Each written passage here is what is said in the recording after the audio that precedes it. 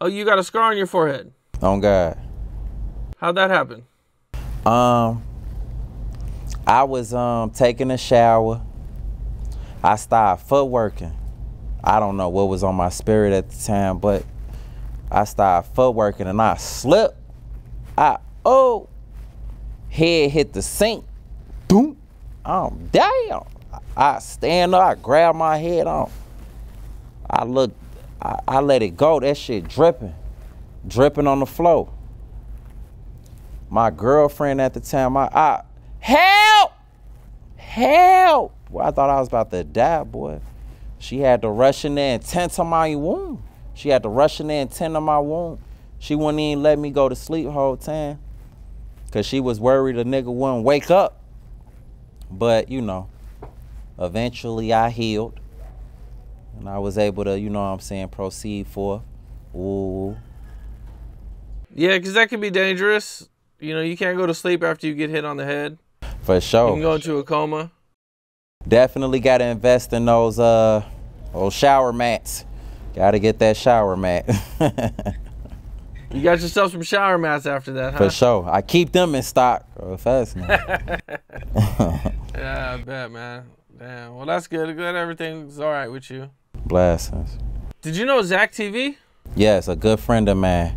We actually graduated the same year from Corliss. Good friend of mine. High school together. You guys went to high school? Mm-hmm. No way. Wow, that was cool. What was Zach like? Man, he was super popular. Everybody fucked with him. He was just full of personality. I didn't know him when I was in high school, but I know he had a love for sneakers and a love for money. He was a hustler, for real, for real. Like, he was just funny as hell. He was always funny as hell. Everybody was just drawn to him. I remember walking past him in the hallways, and he just casually walked through the hallways, wiping sweat off of his brow with money. Like, that nigga was funny as hell, but he always used to get to it, for real, for real. His sneaker game was always crazy. Good dude. When did Zach start doing the interviews? At what point? Do you remember? I don't remember the exact year, but I know he was doing a lot of traveling. He definitely built that shit from the ground up, like, and you know, garnered millions of views. And the notoriety came, like, and he was just hailed as the hood CNN. You know what I'm saying? And he did some incredible shit. Like, even after the Kanika incident, you know what I'm saying? Rest in peace to Kanika Jenkins. The people that was in that hotel room, he got them on camera first. Like, he was doing shit that the news outlets couldn't do. And then one of the things that I always found amazing is when beef would take place and he was able to interview both sides. That type of shit is unheard of. You know what I'm saying? And not have any, like, tension from either side. Both of them was willing to tell a story. Like, you know what I'm saying? Like, he was able to really put out that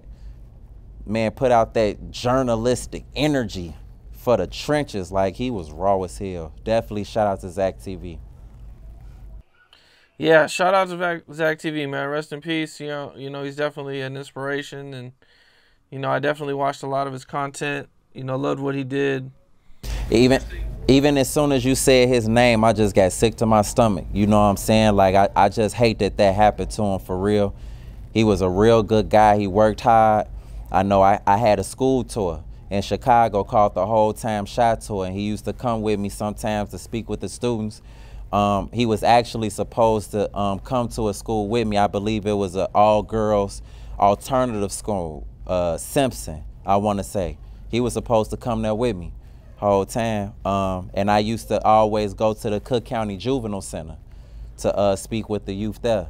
You know what I'm saying? And he would slide with me. So hurt the hide for sure. Still hurt until this day. Do you have a favorite memory with him?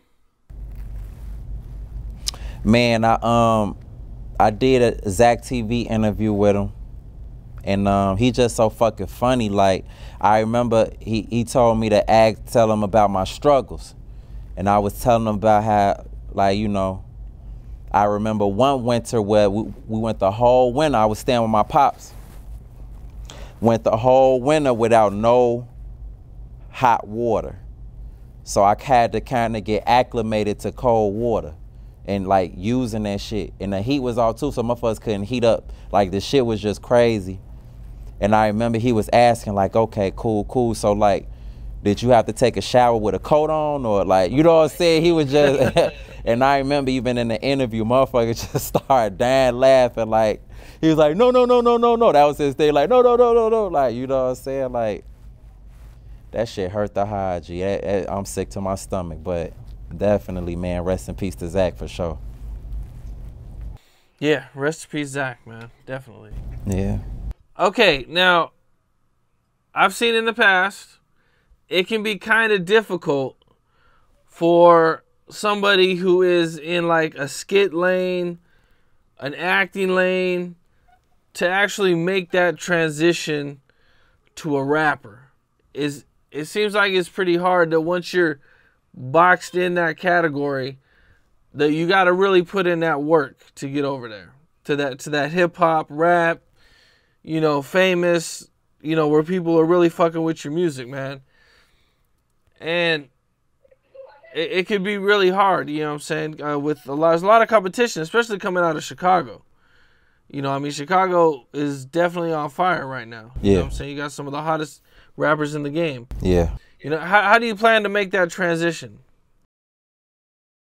Consistency for real. I'm aware that, you know what I'm saying, a lot of people are familiar with me from the content. So whenever I rap for real. Like, you know what I'm saying, I rap with a certain level of like expertise. You know what I'm saying, that can't be denied. So it's just like I just got to keep pushing forward with that and staying consistent until motherfuckers like realize what the fuck going on, you know? Do you feel like you're already as good as some of the best rappers in Chicago? No question, shit, if not better. Okay, if not better. So track for track, man, is there anybody out there that you want to get on a track with, that you want to see who can do better, or, you know what I'm saying, who has the best verse? I mean, I'm a competitive motherfucker. You know what I'm saying? My competitive nature is what has allowed me to accomplish so much thus far. You know what I'm saying? Even in the content world, a lot of my homies that do the shit, you know what I'm saying? Like they know they my homies and they know that I love them, but they also know that they fool. Like, you know what I'm saying? So it's the same shit with the rap. Like anybody that I get on the track with, like I'm rapping, aiming to smoke they boots. You feel me? So like, even with, you know what I'm saying, my homie Chance, like that's my homie, but I'm smoking shit. Fuck it. I ain't gonna play around with nobody.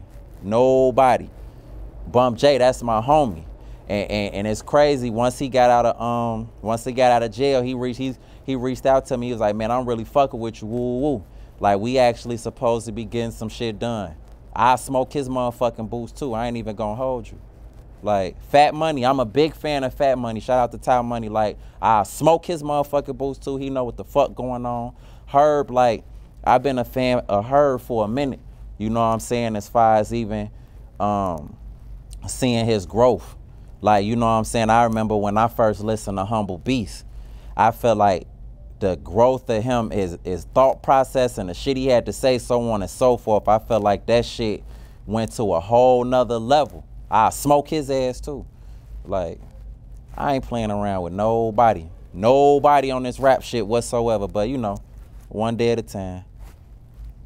That's what's up, man. I see you, man. You know, you definitely make good music. I like what you got going on musically, man. And, you know, I definitely can see it taking off. Blessings. Hopefully it works out for you. For sure. Well, man, I appreciate you, man. This was a dope interview. Man, thank you for having me. It's definitely been a pleasure. Definitely, man. You know, saying you shared some, you know, some dope stories. For sure. You know, and I appreciate you, man. And, you know what I'm saying, we'll be in touch. Most definitely. You be safe and stay dangerous. You too, man, for sure. On God.